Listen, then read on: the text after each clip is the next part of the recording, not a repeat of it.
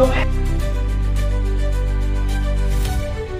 Escreveu João, capítulo de número 20. Sou grato a Deus pela vida do pastor Marcílio. E eu tenho aprendido muito com ele. E eu confesso que Deus colocou ele do meu lado. Mas vamos ler a partir do versículo de número 14.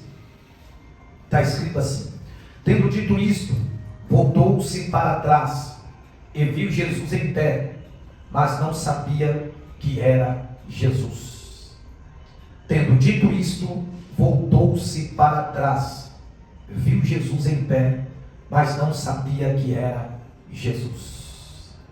Parece um texto assim meio contraditório ao que estava acontecendo, mas quando a gente dá uma meditada para pensar acerca do que estava acontecendo aqui, foram 3 dias de um clima muito hostil, de um clima muito difícil para os discípulos e para os apóstolos de Jesus, pois antes de tudo isso acontecer, da crucificação, do julgamento, eles estavam em uma mesa, assentados para cear com Jesus de Nazaré, e aquela mesa aonde Jesus iria cear com eles pela primeira e penúltima vez. Diz a Bíblia Sagrada que tinha um traidor, e é difícil porque se assentar em uma mesa aonde você caminha 3 anos ensinando, doutrinando, educando, reeducando pessoas para dar continuidade àquilo que você veio trazer como proposta de vida,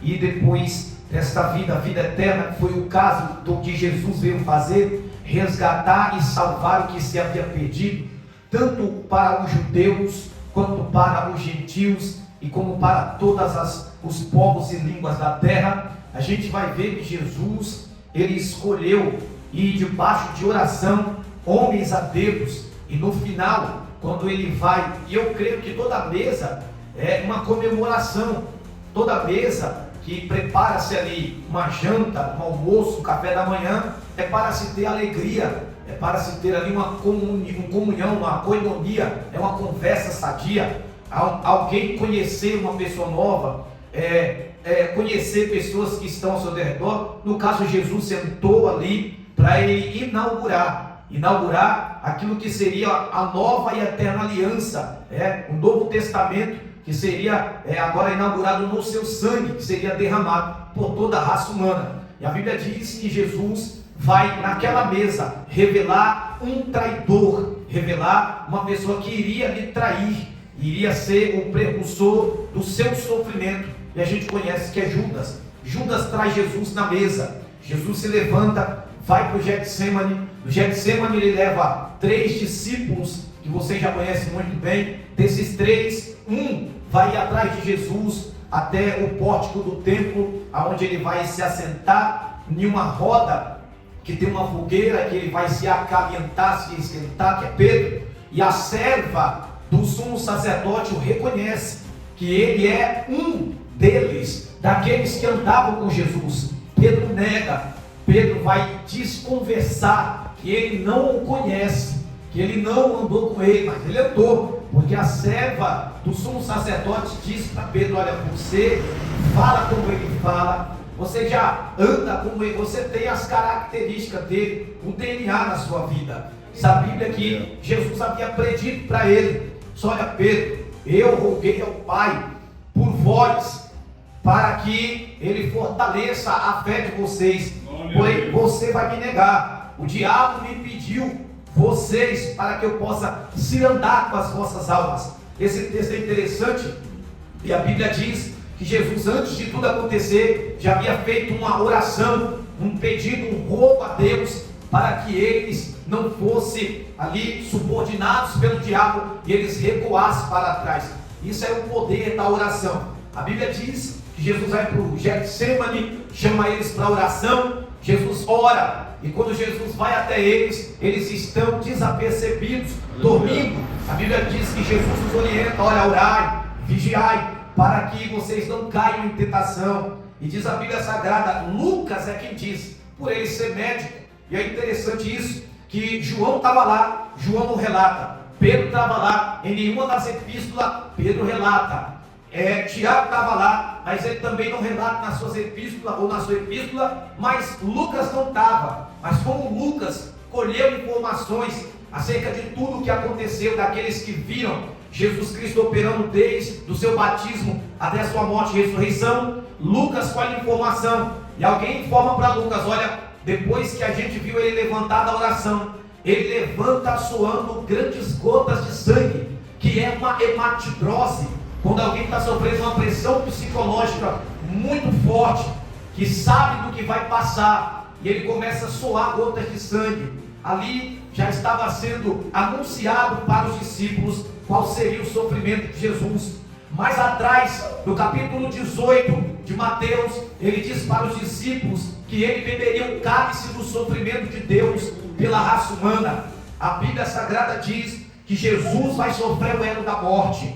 Irmãos, e o texto que nós lemos aqui, eu já vou chegar, eu vou ser bem objetivo. Você vai entender porque essa mulher não reconhecera que era Jesus. Você vai entender aqui o que está acontecendo aqui. Eu já vou chegar lá. Aqui tem pastor Marcílio, e ele poderia muito bem pregar aqui. Eu sentaria para ouvi-lo com muita alegria no meu coração. Mas Deus me iluminou nesse texto aqui para curar corações, para sarar feridas, para mostrar para a igreja que é Ele quem sara os corações que estão feridos na sua obra. Irmãos, Jesus Cristo foi acompanhado do primeiro dia do seu sofrimento, do julgamento, até quando ele foi sepultado por essas mulheres aqui.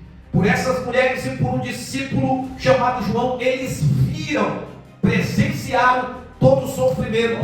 Jesus sofreu do começo até o fim uma traição. Jesus sofreu sendo abandonado pelos seus amigos, que ele escolheu a dedo para estar com ele. O Evangelho causa feridas. O Evangelho causa feridas na alma daqueles que verdadeiramente querem um compromisso com Jesus. Irmãos, acredite no que eu vou falar. Pastores, obreiros, pregadores, evangelistas, não só pessoas com cargos, mas muitos membros feridos dentro da igreja, porque amam a obra de Deus, e a obra causa ferida mesmo. E Deus permite não só a gente receber o bônus, mas também os ônus da obra. Você pensa que é fácil? O pastor veio citando acerca de Paulo Leiva Macalão, que foi rejeitado, que tinha uma sanfona velha, que tinha ali a sua maneira de adorar a Deus, e com certeza quem disse para ele: olha, você não vai longe não acredite nisso aí, você não vai longe não. E olha o que se tornou aquele homem hoje. Até hoje, agora, nós estamos contando e cantando letras de hino de um homem que foi ferido na sua alma. Mas sabe o que ele fez? Ele pegou as feridas, as palavras que transpassaram a sua alma, foi lá para fora com a sanfona, o megafone, e começou a cantar e dizer: Jesus Cristo cura ferida, Jesus Cristo cura doença, Jesus Cristo salva o pecador. Se você anda perdido por aí sem esperança, a palavra de Deus é a bússola para você alcançar o céu. E ele disse no testemunho que Paulo Leiva Macalão alcançou vidas para Cristo. As feridas que transpassaram, a palavra que causou ferida, resultou em almas para Cristo. Acredite, assim também é na obra de Deus.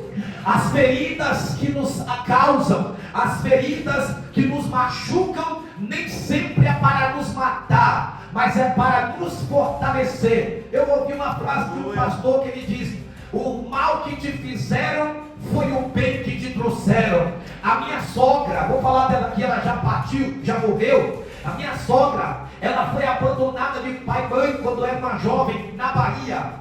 A minha sogra veio para São Paulo morar de favor dentro de uma casa, e nessa casa ela trabalhou, e ela contava: a mulher me escravizava dentro dessa casa. A minha sogra, a casa que ela teve, pessoas se reuniram para que ela pudesse morar e abrigar em uma casa, num barraco, de um cômodo e um banheiro, sozinha em São Paulo. Não foi abandonada de pai e mãe, os irmãos ela nunca mais visitou, ela guardou uma mágoa do pai e mãe, até o dia que Jesus entrou no coração dela. A minha sogra, pastor Marcílio, ela sofreu um acidente quando ela começou a trabalhar lá no Palácio do Governo, lá em São Paulo, próximo ao Morumbi. E quando ela arrumou esse emprego, um emprego bom, ela sofreu um acidente, tomou a pancada de uma Brasília aqui nessa parte do corpo, e depois disso a ferida começou a agravar e ela começou a manquejar, até o ponto de quando ela faleceu, eu que tinha que pegar ela para deslocar no colo para alguns lugares. A minha sogra sofreu um abuso de um homem, e nesse abuso veio a nascer a minha esposa, que é a minha esposa hoje. A minha esposa tem 3 filhos, 2 quando ela era do mundo, por namoros equivocados, e graças a Deus uma filha linda comigo, que mora eu, minha esposa, minha filha e o filho dela mais velho hoje. A minha sogra sofreu tudo isso, foi abusada, foi abandonada de pai e mãe, sofreu um acidente, no final da sua vida foi acometida de um câncer, e ela lamentava pela vida que ela vivia. E eu disse um dia para ela, pregando acerca da ostra. Quem conhece aqui a ostra? A ostra vive no fundo do mar. A ostra, ela é uma concha, um fruto do mar. Muito obrigado. É um fruto do mar que vive nas profundezas do mar. E você sabia que a ostra, quando ela abre a sua concha para respirar, ela também abre para se alimentar das bactérias que existem dentro do mar, que é quase não se vê, e ela abre para se alimentar daquilo e fecha para sobreviver. Mas por vezes, quando ela é ferida, pastor Marcílio, quando cai dentro da concha uma areia ou alguma coisa que venha inflamar a ostra, ela fecha-se dentro da concha e ela precisa lutar para sobreviver. Libera-se dentro daquela ostra um líquido chamado nacá, e esse líquido é para combater a enfermidade que está fazendo com que a ostra venha a morrer e não mais sobreviver dentro do mar. Ela vai liberando esse líquido e ele vai congelando aquilo que vem para matar a ostra, ou um grão de areia, ou então um parasita, algo que venha enfermar a ostra. E quando a gente estuda acerca da ostra, e Jesus falou dela, a ostra, quando ela vai congelando, lutando, bloqueando aquilo que vem para lhe matar, começa a se fazer uma bola dentro da ostra, branca e brilhante. E quando os marinheiros que pesquisam acerca dos animais marítimos pegou a concha da ostra e abriu para não matar, e eles descobriram que a ostra, lutando para sobreviver, conseguiu vencer a enfermidade que entrou dentro dela. Quando eles foram ver e tiraram dentro, tinha uma pérola lá dentro. E aquela pérola que ela soltou na cá para congelar e não deixar com que aquilo que veio para enfermar e matá-la virou uma pérola. Eles descobriram que tudo aquilo ali para ela sobreviver foi por causa que ela foi enfermada e ferida. E eu comecei a falar para ela: Dona Maria, o mal que te fizeram foi o bem que te trouxeram. Não é que eu apoio ou vou apoiar nunca uma mulher ser abusada à força por um homem, mas o homem que te abusou não sabia que daquele abuso, daquele ataque que ele fez com a senhora, que ninguém estava, mas a senhora estava lá e sofreu com aquilo, nasceu uma pérola, e essa pérola se chama Thalita Luana de Araújo. É essa mulher que ele, através desse abuso, nasceu da senhora, que hoje cuida da senhora, hoje trata com a senhora, hoje leva a senhora para o hospital, hoje trabalha para lhe alimentar, é ela que limpa a casa, é ela que lhe dá banho, é ela que está cuidando da senhora nessa enfermidade. Então nem tudo que aconteceu na vida da senhora foi o mal que Deus lhe permitiu acontecer, para a senhora não morrer sozinha nessa vida. O mal que te fizeram foi o bem que te trouxeram. Hoje a senhora tem uma filha, dessa filha a senhora tem 3 netos, dessa filha a senhora tem um genro, e já que a sua família lhe abandonou, Deus colocou um homem que serve a ele, e nós não vamos te abandonar. A gente vai com a senhora até o fim. Depois disso aí, pastor Marcílio, quando ela foi internada no hospital, ela falou para Thalita: pode ir para casa, é melhor estar aqui internada, mas sendo tratada e cuidada, do que eu ficar lá dentro dando trabalho para você morrer e te dar mais sofrimento. Ou seja, no final da vida Jesus fez a obra. Nem toda ferida que alguém faz em você é sinal que você vai morrer dessa ferida.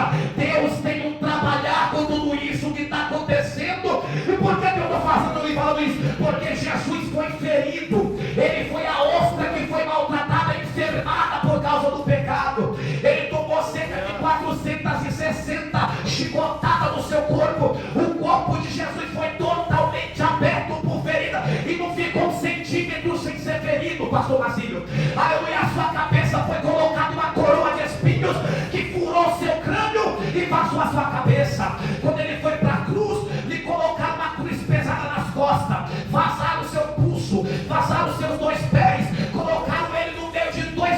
bandidos, como se ele devesse alguma coisa para alguém, mas ele ferido naquela cruz, ele salvou um homem, aleluia, que acreditou que ele não era um malfeitor, que ele não era um assassino. Ao contrário, o ladrão que estava do seu lado reconheceu que ele não era apenas um pregador daquela época, que vivia curando pessoas e depois sendo rejeitado pela mesma. Ele disse: eu fiz o mal e estou aqui por merecimento, mas esse homem não praticou mal algum, ele é justo. Olhou para Cristo e disse: quando tu tiveres no teu reino, porque essa coroa aí, aleluia, é só para enfeitar, é só para passar um pano, é só para abafar, mas na verdade ele sabe que o Senhor é rei antes de vir para a terra, que o Senhor governa toda essa bagatela, que Jesus Cristo é aquele que sara as feridas daquele que lhe acompanha. Essas mulheres abandonaram tudo, largaram suas famílias. Quando eu digo largaram, é que elas seguiam a Jesus sem limites. Esses homens aqui passaram a segui-lo, dormir com ele, comer no deserto com ele, ver ele sofrendo palavras de abominação contra ele. E agora Jesus é crucificado e não faz nada, não se defende, não ora, Deus não faz nada, porque tem que se cumprir o que está escrito acerca dele em Isaías 53. No capítulo 19, verso 25, estava no pé da cruz Maria, a sua mãe, João, Maria Madalena. Está escrito no texto: a irmã de sua mãe, Maria de Clopas, Maria Madalena. João também estava no pé da cruz. Por que eu estou fazendo esse pano de fundo? Eu quero parar aqui. O texto que nós lemos, tendo dito isto, voltando ela para trás, aleluia, ela viu Jesus em pé, mas não sabia que era Jesus. Faz sentido ou não faz? A última vez que essa mulher aqui, Maria Madalena, viu Jesus, ela viu Jesus totalmente desfigurado. Por isso que Isaías revelou dizendo assim: nele não vimos beleza alguma para o que desejássemos. Essa cena aqui que Isaías viu. Isaías não viu mais beleza nele. Nenhuma aparência e formosura existia mais. Um homem com o rosto inchado, a cabeça inchada. Um homem que tomou soco, tapa, cusparada e palavras de zombaria, brincadeiras e chacota. Tu não és o rei do judeu, toma aqui a tua coroa. Esse aqui é o teu cetro. Pegaram uma cana e bateram na cabeça dele. E Jesus, quieto. Maria Madalena acompanhou todo o caminho íngreme, pedregoso, que era o caminho do Gólgota. Jesus sangrando. E a Bíblia diz que quando Jesus está no pé da cruz, e elas estavam ali no pé da cruz vendo tudo isso, a cena que está na cabeça de Maria Madalena é de um Jesus inchado, de um rosto ensanguentado, de um corpo totalmente aberto, os seus pés sangrando, a sua mão sangrando, o seu corpo derramou todo o sangue que ele tinha nele, vazou-se. A cena que ela vai ver, um soldado com uma lança, para garantir que ele estava morto, está escrito no texto. E quando o soldado foi quebrar sua perna, que era costume dos romanos, porque a crucificação era uma sentença romana, não para os romanos, mas para todos que se levantavam contra as leis de Roma e faziam tudo o que era contra Roma, os malfeitores, os ladrões, os roubadores e os assassinos, e aqueles que se levantavam contra Roma. A Bíblia diz que é esse cenário de Maria Madalena, Maria sua mãe, Maria a mulher de Clopas e Maria Salomé vai ver Jesus e João. Quando Jesus é levado para ser sepultado, o horário do calendário judaico não é como o nosso, é 12 horas o dia. Jesus precisa ser sepultado porque senão a lei vai ser transgredida, que era o mandamento do sábado. Então Jesus precisa ser sepultado sexta-feira, 3 horas da tarde. Eles têm mais 3 horas apenas para colocar o corpo. José de Arimateia que era um homem justo, temente a Deus, e ele não participou, não apoiou a morte de Jesus, e ele fazia parte do Sinédrio, era um homem importante na política daquela época. Ele pediu autorização para tirar o corpo de Jesus. Quando chegou a conversa, a Bíblia diz que foi liberado o corpo. José de Arimateia pega o corpo, e Nicodemos, que depois do encontro com Jesus à noite, agora é um discípulo de Jesus, ele também pega bálsamo e embalsama o corpo de Jesus. José de Arimateia tem um linho finíssimo, caríssimo, comprado por um alto preço, envolve o corpo de Cristo, ele vai ser sepultado, vai ser a cerimônia do sepultamento que Jesus faz com todos os judeus, que os judeus fazem com todo judeu. A Bíblia diz, e Marcos e Lucas diz que as mulheres estão na porta do sepulcro, vendo aonde ele está sendo sepultado, como ele foi colocado, onde e como ele foi. Então as mulheres prestaram atenção no lugar que ele foi colocado, que era de José de Arimateia, que pagou para escavar. Não era um buraco, era como se fosse um túnel, como se fosse uma caverna, porque ele tinha condições para fazer isso. Nenhum corpo havia sido posto, pois aquilo ali ele preparou para o seu corpo ser sepultado. Aleluia. A Bíblia Sagrada diz que as mulheres vão para casa porque é sábado, e eles não querem transgredir o mandamento, porque até na hora da ressurreição dele, Jesus é perfeito.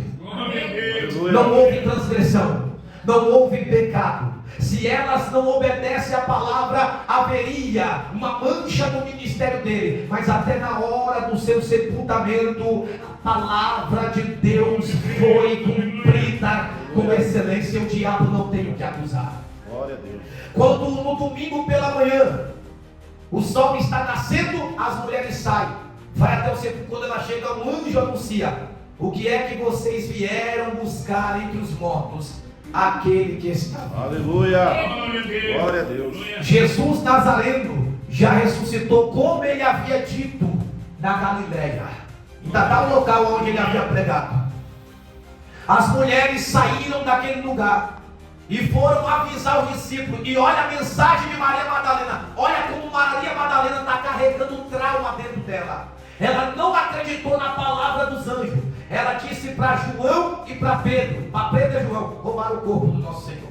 A mensagem do anjo foi de esperança, mas ela levou uma mensagem de desespero. A mensagem do anjo foi verdadeira, ela levou uma mensagem equivocada. Sabe o que a mensagem equivocada fez? Pedro e João correram. Está escrito no texto: e correu, pois, e foi Simão e Pedro ao outro discípulo a quem Jesus amava, e disse: levaram o corpo do Senhor. Então Pedro saiu com o outro discípulo e foram ao sepulcro. Os dois corriam juntos. A mensagem equivocada fez os dois saírem do lugar que eles estavam presos, chorando e com medo. Porque tem mensagem equivocada que faz as pessoas saírem até do lugar que eles estão presos, se desprenderem do lugar que segura eles com medo. Porém essa mensagem não transforma. Eles até correm, e tem muita mensagem equivocada que faz as pessoas correrem. Mas corre. A Bíblia diz que eles entraram no sepulcro. Pedro, João ficou lá de fora. Pedro viu lenço e lençol caído. A Bíblia diz, e eles creram. Creram em quem? Creram que ele ressuscitou, que ele foi levado. Creram na palavra dela. Verdade, ele foi levado. Levaram o corpo do nosso Senhor. Se ele já havia sido crucificado, agora levou o corpo, acabou a esperança. Acabou. Aleluia. E tem pessoas que estão assim, equivocadas nas mensagens que eles estão ouvindo. Jesus está falando para eles: eu vou abençoar. Jesus está falando para eles: a esperança. Jesus está falando para ele: eu estou vivo. Jesus está falando para ele: vai dar certo, acredita. Mas tem alguém com mensagem equivocada: não acredita não, porque o corpo foi levado embora. Eu vi lá, mas o anjo já falou: está vivo, não está vivo não, levaram o corpo embora. Só que aqui vai ter que ser resolvido o problema, porque Jesus vai ter que resolver e acertar a conta com quem está equivocado. E quem está equivocado está ferido, mas Jesus não vai tratar com uma repreensão dura. Jesus vai tratar mostrando para ela que o que ela está indo buscar não está morto, está de pé. Escute. Glória a Deus. A Bíblia diz: eles foram, e que o lenço que tinha estado sobre a sua cabeça não estava com os lenços, mas enrolado no lugar à parte. Então entrou também outro discípulo, que chegou primeiro, viu e creu, porque ainda não subiu as escrituras, não sabiam que era necessário que ressuscitasse. Tornaram, pois, os discípulos para casa. Maria estava chorando fora, junto ao sepulcro. Estando ela, pois, chorando, abaixou-se para o sepulcro. Ela foi lá e ficou chorando, falou: não, eu vou ter que entrar lá dentro desse negócio, para me ver o que está acontecendo. O problema dela, pastor Marcinho, é que ela foi até a porta. Os anjos falaram com ela, ela não creu. Ela ficou na porta chorando. Irmão, imagina a cena, 2025 anos, como não estava o ambiente, como que não estava o coração dos discípulos, o coração das mulheres naquela época, quebrantadas, tristes, abatidas e perplexas com o que viu. Imagina a cena que estava na memória dessa mulher. Já imaginou nós sentados aqui todos falar para Maria Madalena: tem como você contar algumas coisas que você lembra desde o começo, onde ele começou a caminhar, todo ferido, até a cruz? Eu duvido quem aqui ia segurar as lágrimas. Ninguém aqui ia suportar. Ela ia dizer: eu tenho toda a cena dele dentro do meu coração. Eu vou começar a contar. Só me dá os teus ouvidos por um momento. E a gente ia passar a dar mais valor ao que Jesus fez pela nossa vida. Aleluia. E ela ia dizer: eu vi todas as feridas das suas costas. Ele caminhou nu, a vergonha foi exposta. Os homens gritavam: crucifica, crucifica, crucifica. E ele, Maria, ele não falava nada. Era como uma ovelha que ia para o matadouro calado. Só dava para ouvir o som da sua respiração profunda. Glória a Deus, aleluia. Deus poderoso. Maria Madalena está na porta chorando e viu dois anjos vestidos de branco assentados onde estava o corpo e a cabeceira. E aí disseram para ela: ô mulher, por que você ainda está chorando? Aleluia. Como que não chora com uma cena daquela na cabeça? Aquele que você depositou toda a tua esperança está todo desfigurado. Aquele que você ama e que amou você, te libertou de 7 espíritos da prostituição. E agora você apostou as tuas fichas nele. Não está mais ali. Aquele que disse: eu sou a ressurreição, minha vida. Aleluia. Glória a Deus. Por que você chora? Glória a Deus.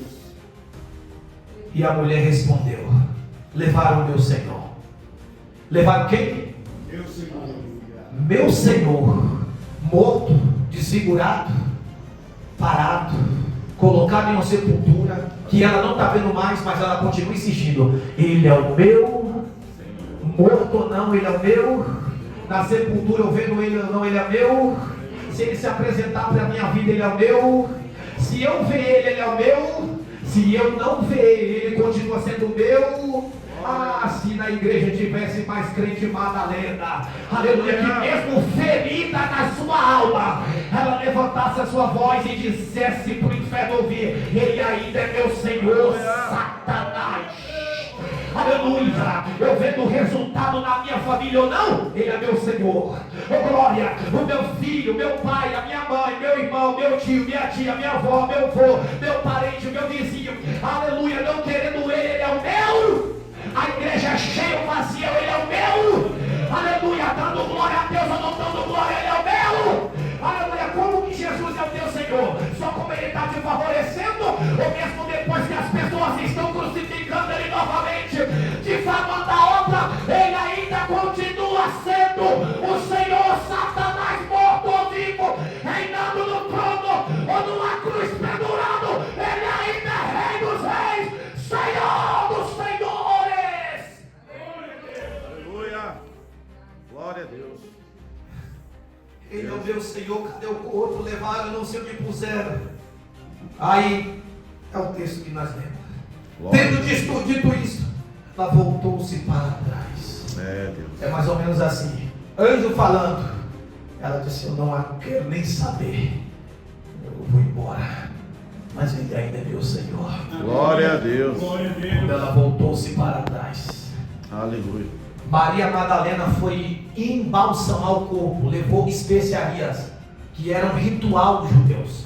Depois que eles eram mortos, eles voltavam no sepulcro, Aleluia. embalsamavam o corpo, eles acreditavam que ele poderia ressuscitar. ela foi lá para ver um Jesus deitado numa pedra. Ela foi lá para ver um Jesus ainda sangrando as suas feridas. Ela foi lá para ver um Jesus com a sua cabeça ferida por causa dos cravos que eram duros dos espinhos. Ela foi lá para ver um Jesus com um buraco vazado à sua direita. Ela foi lá para ver os pés, a canela, a coxa dele ferida. Ela foi lá ver um Jesus despido. Mas quando ela chegou lá, que ela pensou que ia voltar frustrada. Olha o que é uma mulher de fé. Pedro entrou e Tiago e não viu nada, só lenço e lençol. Ela só da porta olhou, viu 2 anjos sentados na cabeceira. Os anjos estavam lá, sim ou não? Os anjos estavam lá, mas se ocultou. Por que se ocultou? Porque Pedro e Tiago veio com uma mensagem equivocada no coração. E Deus não se revela para quem está equivocado. Deus não se manifesta para quem acredita numa mensagem que ele não viu e não ouviu. Deus se manifesta para quem acredita na verdade da palavra, na mensagem que é entregue da forma que ela foi revelada. Eles chegaram, só viu lenço e lençol e não tocaram no lenço e lençol. Por quê? Não era dele. Não foi Pedro e João que investiu aquele lenço e lençol. Tinha pão naquilo ali. A Bíblia diz que quando ela voltou para trás, ela viu Jesus, aleluia, em pé. Glória. É mais ou menos assim: quem veio para cá para ver o Jesus ferido, caído, derrotado, morto e sangrando, vai voltar com a cara arrebentada, porque o dono da igreja está de pé. Aleluia. Eu tenho uma palavra para a tua vida. Essas feridas que te causaram Maria Madalena, igreja do Senhor, não vai permanecer da forma que está. Ela carregava traumas na sua vida, mas por ela insistir em buscar o Jesus da Bíblia, ela viu Jesus de pé. E se ele está de pé, esse trauma vai ser curado. Esse passado não vai te parar. Esse passado não vai fazer você voltar para trás. Esse passado que machuca Maria Madalena não vai te isentar de ver Jesus se manifestar na tua vida. A tua ceia nessa noite não vai ser uma ceia de frustração, porque manda pregar Deus e prega Deus da minha boca. Aleluia. O teu Deus está de pé. O teu Senhor venceu a morte. O teu Senhor está sentado no trono. Ele está em nosso meio nesta noite dizendo: aleluia, os traumas que te fizeram não vai parar você, não vai parar a tua trajetória. Eu vou curar tuas feridas, eu vou curar os teus traumas, Maria. A ferida está estancada. O Jesus venceu por tua vida.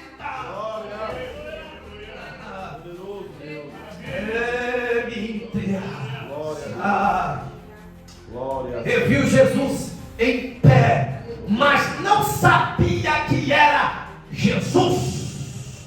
O lenço não estava na cabeça não, irmão. É interessante que ela olhou para ele e ela não viu ferida na cabeça. Não percebeu o buraco vazado, porque continuou os pés, os das mãos e o do lado direito. Continuou. Deus não fechou a ferida não, deixou aberto para todo mundo ver. Mas a ferida da cabeça, Deus não deixou. Por quê? Porque o cabeça da igreja não carrega feridas.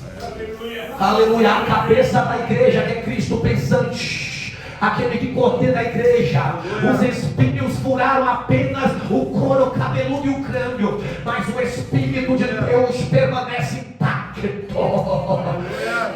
É por isso que a igreja é sã. É por isso que a doutrina da igreja não falha. A doutrina da igreja salva, liberta, cura. A ferida da cabeça dele, aleluia, foi estancada, arrancada, sarada, restaurada. Maria olhou e não conheceu, porque Deus não deixou as feridas na cabeça, porque ele não vai ser reconhecido pela ferida na cabeça, ele vai ser reconhecido pela vitória contra o inferno. Glória a Deus. Ela olhou e não reconheceu quem ele é. Aleluia. Olhou assim, pastor Marcinho, imagina a cena, irmão. um sepulcro, aleluia, uma mulher chorando, Jesus na frente dela. O primeiro que perguntou foi os anjos: o que você chora? Eu vou entregar. Ela disse: levaram o corpo do meu Senhor, não sei onde puseram. A segunda pergunta que vai perguntar é Jesus. E ele disse: mulher, por que choras? Quem buscas? Aleluia. Aleluia. E ela, cuidando que era um jardineiro, um hortelã, disse-lhe: Senhor, se tu levastes, dize-me onde o pusera e eu o levarei. Irmãos, eu não sei quantos quilos ele pesava. Lá vai. Eu só sei de uma coisa: ela estava disposta a carregar o corpo. Eu vou repetir. Você é inteligente. Eu não sei quantos quilos ele pesava. Eu só sei que ela estava disposta a carregar o peso do corpo. Aleluia, Jesus. Isso aqui é fé ou não é? Glória Se o Senhor me revelar quem levou e aonde colocou, eu tenho coragem de ir atrás. Aleluia. Aleluia. Glória. E carregar o peso nas minhas costas. Aleluia. Eu levo ele morto para onde quer que eu for. Eu levo a presença e o peso do seu corpo, mas sem ele eu não fico. Aleluia. Viver, licença aqui, pastor Marcelo. Viver como um cristão e não querer carregar o peso do seu corpo. Aleluia. Não é do evangelho. Meu Deus. Porque o peso da presença de Deus sobre os nossos ombros não é para nos parar, ao contrário, é Ele que nos fortalece para nos levar até a eternidade. Você tem uma profundidade muito grande. Se o Senhor sabe onde colocar o corpo, me fala o local que eu vou lá e ainda carrego o corpo. Eu não quero nem saber quem carregou. Eu vou enfrentar quem for. Eu estou disposto a buscar a presença dele. Mesmo morta. Aleluia. Mesmo com peso. Eu não vou chamar Pedro e João, porque da primeira vez que eles vieram, voltaram frustrados. Eu carrego só, mas eu carrego.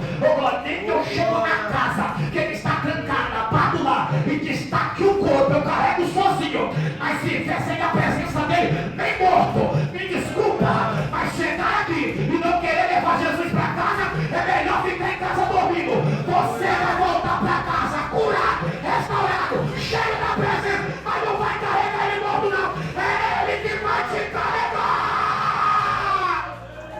Glória. É ele que vai te carregar. Glória. Disse-lhe Jesus: Maria! Ponto de interrogação. E esse ponto de interrogação aqui é como se fosse uma chamada de atenção. Ô Maria! Quando fez Maria, ela, opa, sabe meu nome. Já não é normal. Glória a Deus. Já não é normal. Chamou pelo nome. Aleluia. Meu Deus, isso aqui é o amor de Deus. Ele pode dizer: ô incrédula, ô desesperada, ô chorona. Não, Jesus não faz isso. Quem faz isso sou eu faço. Nós fazemos, nós somos ignorantes. Aleluia. A mulher chorou, levou mensagem errada. E ele disse: ô Maria, Glória. ou seja, presta atenção, minha filha. E ela, voltando-se, disse: Raboni, que quer dizer mestre. Disse Jesus: não me pare, não me detenhas. Eu ainda não subi a meu Pai, vosso Pai, meu Deus, vosso Deus. Vá lá e diga para os meus irmãos: eu subo para meu Pai, vosso Pai, meu Deus, vosso Deus. Maria Madalena foi e anunciou aos discípulos que vira o Senhor e que ele lhe dissera Aleluia. tudo isto. Glória a Deus. Aleluia. Se você continuar lendo o texto, você vai ver que lá na frente, quando ela chega lá e anuncia, a Bíblia diz em Lucas que os discípulos de Emaús também chegam na casa também e anunciam as mesmas coisas. E falando eles do mesmo Jesus, apresentou-se ele no meio deles. Olha a diferença. Aleluia. Quando chegaram com a notícia verdadeira, quem chegou no meio? É só pregar a palavra com verdade que Jesus vem para o meio. Quando pregou a palavra com verdade, ele estava com medo, traumatizado e chorando. A Bíblia diz: Jesus chegou na casa, se apresentou, levantou a mão e disse: a paz seja convosco. No lugar que estava todo mundo desesperado, a paz reinou sobre aquela casa. É assim que vai ser na tua família. Eu não sei qual foi a forma que você entrou aqui para cear, mas Jesus se apresenta no meio da tua família, da tua luta, da tua guerra, da tua prova, da tua dificuldade, da tua parentela, aleluia, das tuas limitações. E a palavra de Deus para a tua alma nesta noite é: a paz seja convosco.